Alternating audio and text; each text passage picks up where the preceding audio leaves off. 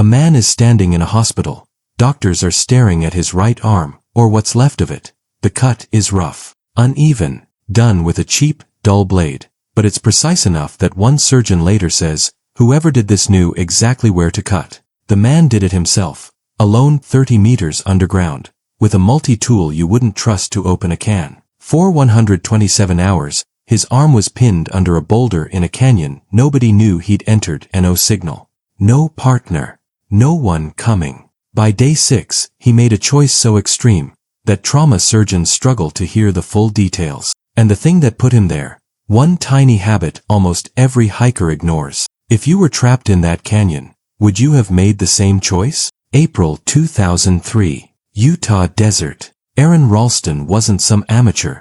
Years of solo climbing. Survived avalanches. Summit peaks most people can't even pronounce. That experience made him confident. Maybe too confident. One clear Friday morning, he parks his truck on a remote dirt road, bikes deeper into the desert, and walks into a place called Blue John Canyon. A narrow crack in the earth. Walls so tight your shoulders almost touch both sides. Beautiful to look at. Brutal if something goes wrong. He carries about 3 liters of water, some food, a cheap multi-tool with a blade so dull it can barely cut rope, and a small video camera, which will later record what he believes are his final words on Earth. He does not leave a note on his dashboard. He does not text anyone his route. He tells no one the words, Blue John Canyon. In his head, it's simple.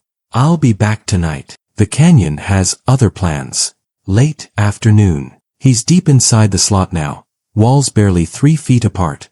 Ahead, a short drop, maybe 3 meters. Above the drop, a boulder is jammed between the walls like a stone bridge. He tests it. Solid. No movement. He's used rocks like this 100 times. He grabs the boulder, swings his body down, and the rock shifts. In a fraction of a second, it tears loose, drops with him into the narrow shaft, and crushes his right hand and forearm against the canyon wall. The sound booms off the stone. Dust fills the air. When the dust clears, he looks up. The boulder, size of a small refrigerator, is now jammed tighter than before. His right arm has disappeared behind it, pinned at chest height. He pulls with his free hand, twists, braces his feet against the wall, and tries to rip himself loose. Nothing moves. He is stuck 30 meters underground in a canyon no one knows he entered, with a rock that weighs more than he ever will. He still thinks this is a problem he can solve in a few hours. He's wrong. The climber in him kicks in. Don't panic. Think. Solve. He rigs his rope around the boulder, anchors it above, uses his full body weight to haul, shift, pry. He rebuilds the system from different angles, wedges his back against one wall, feet against the other, strains until his muscles scream. Nothing. He grabs the multi-tool and hacks at the canyon wall near his trapped arm, trying to chip enough rock to widen the gap. The sandstone is hard. The cheap blade goes dull almost instantly. The file barely leaves a scratch. Hours pass. The canyon darkens. Temperature drops. He puts on his headlamp. Then, with that same dull blade, he carves something into the rock above him. His name, today's date, his birth date, and a space for one more date, with a question mark. He spends the first night half standing, half hanging in the slot, tied to a rock that won't let go. And that's just day 1. What happens over the next 5 days will push him past every limit a human body is designed to protect. Day 2 and day 3 blur together. He tries everything from day 1 again. Ropes, leverage, digging. None of it works better the second time. But something else changes. His water is nearly gone. His arm is swelling, locking tighter into the gap. The temperature swings between freezing at night and dry heat by day. He eats the last of his food. He urinates into his empty water bottle and sets it aside. He doesn't say it out loud yet, but he knows why he's saving it. And a thought he's been pushing away finally breaks through. Nobody is coming. Not today. Not tomorrow. Maybe not ever. Because the one thing that could save him, the one thing that would have triggered a rescue within hours, is sitting unwritten on his dashboard, 8 kilometers away. A note. A single note with 3 words. Blue John Canyon. Friday. He never wrote it. Now the guilt hits. He imagines his mother waiting for a call, his father checking the news, his friends wondering if he's just off-grid again or if something is really wrong. He imagines them never finding out where he died. That thought is a different kind of trap. one that has nothing to do with rock. He screams for help. His voice bounces off stone and comes back empty. The canyon doesn't care. And the worst part of this ordeal hasn't even started yet. Day 4. The last drops of water are gone. Thirst stops being discomfort and becomes a kind of violence inside his body. His lips split. His tongue swells. Every breath feels like swallowing dust. He picks up the bottle. His own urine. Dark, bitter, concentrated. He forces it down in small sips. He knows it won't save him. It might buy him one more day. But one more day of what? His muscles cramp. His thoughts slow down, then speed up in random, panicked bursts. His body is eating itself for energy. He turns to the video camera. He presses record. And he starts saying goodbye. Messages to his parents. Apologies. Memories. Things he never said when there was still time to say them. Sometimes his voice is steady. Sometimes it breaks apart completely. These tapes, he knows, might be the only proof that he was ever here. The only way his family ever learns what happened. 4 days underground. Almost no sleep. Almost no water. Constant pain. His grip on reality begins to loosen.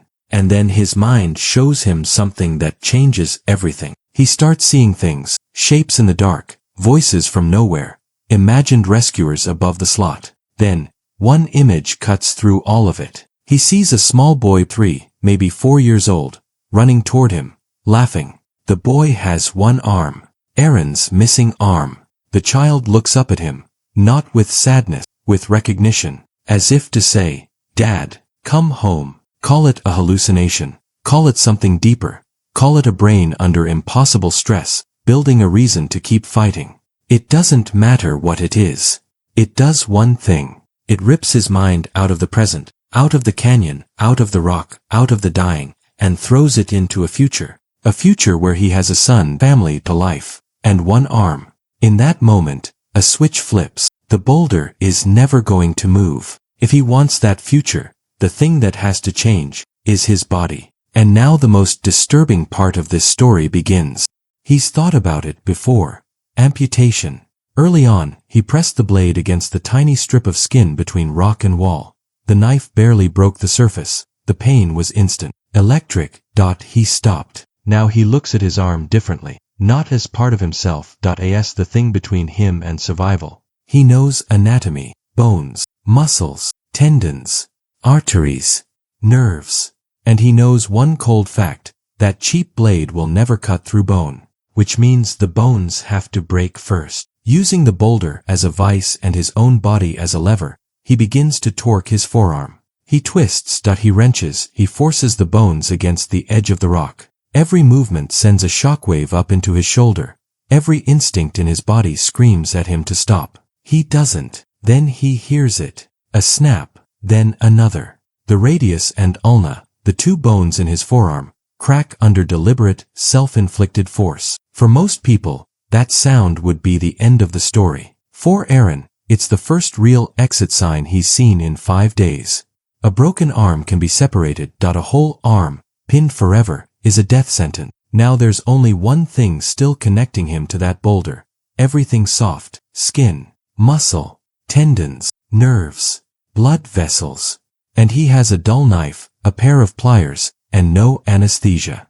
Early morning. Day 6. Roughly 127 hours since the boulder fell. He tears a strip from his gear and ties a tourniquet high on his upper arm, pulls it as tight as he can. Then he opens the multi-tool. He can't see all of his arm. Part of it is hidden behind the rock. He has to work partly by feel. What happens next is so extreme that even experienced surgeons rarely want to hear it described in full. He cuts through his own skin, through muscle and fat. He uses the pliers to grip and tear the tougher tissue. He feels tendons snap under the blade. When he reaches the nerves, the pain hits a level that has no comparison. White hot, blinding, like electricity running through every cell in his body. He later says it nearly knocked him unconscious. He screams into the empty canyon and keeps going. Layer by layer, he separates himself from his own arm. One last strip of tissue. He cuts it and falls backward, free. His crushed hand and forearm are still jammed under the boulder,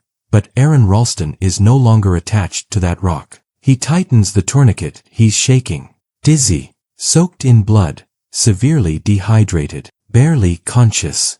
But he's standing. And now, with almost nothing left in his body, he has to get out of this canyon alive. Because cutting off his arm wasn't the end, it was the price of admission to the hardest climb of his life. First obstacle, a 20-meter vertical drop he rappelled on the way in. Now he has to descend it again.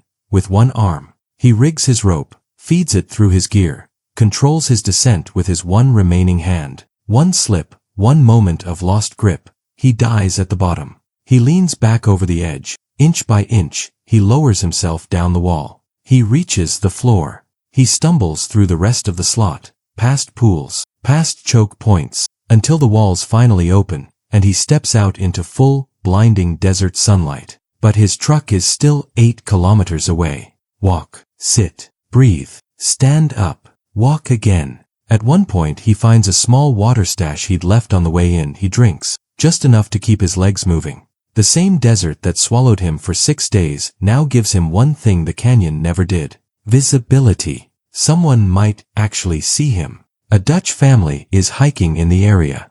They see a figure moving across the landscape. Slow, unsteady. Dust covered, face drained of color. One sleeve hanging emptied, a crude tourniquet soaked dark. For a second, they don't understand what they're looking at. Then it registers. They run to him. Water, food, basic first aid. One of them sprints to find a signal and alert authorities. What they don't know, a search is already underway. Aron missed work, missed plans. Friends raised the alarm. Rangers found his truck at the trailhead. Helicopters are already in the air, scanning a maze of canyons. The call from that family gives rescuers the one thing they need, a live location. A helicopter zeroes in, lands. Medics rush out, stabilize him, and load him onto a stretcher. Hours earlier, he was recording what he believed were his final words in a stone grave. Now he's airborne, heading to a hospital in Colorado. Doctors stop the bleeding, close the wound, treat dehydration and organ failure. Later, a recovery team returns to Blue John Canyon with heavy equipment. They move the boulder, recover his arm and hand, cremate them. Aron asks for the ashes to be scattered back in that canyon. That part of him stays where the story happened. Recovery is slow and brutal. He rebuilds strength after days of starvation and trauma, learns to climb, balance, and live with one arm, deals with phantom pain from a hand that no longer exists. He writes a book, Between a Rock and a Hard Place. In 2010, Danny Boyle turns it into the film 127 Hours. Aron helps keep every detail as close to the truth as possible. But here's the part most people don't know. He goes back to climbing, back to mountains, back to the desert. He finishes his goal, every 14,000-foot peak in Colorado, solo, in winter. He gets married, and he has a son. The same son he saw in that hallucination, deep underground, when he was almost out of time. One note under a windshield wiper. 3 words and a date. That's all it would have taken. A fast rescue. Both arms. No story. But that note was never written. And because it wasn't, a man had to choose between his body and his life. Remember that, next time you head out alone. If this story changed how you think about heading out alone, hit like. It helps this channel reach people who take real survival seriously. Subscribe if you want more. The next one is just as intense.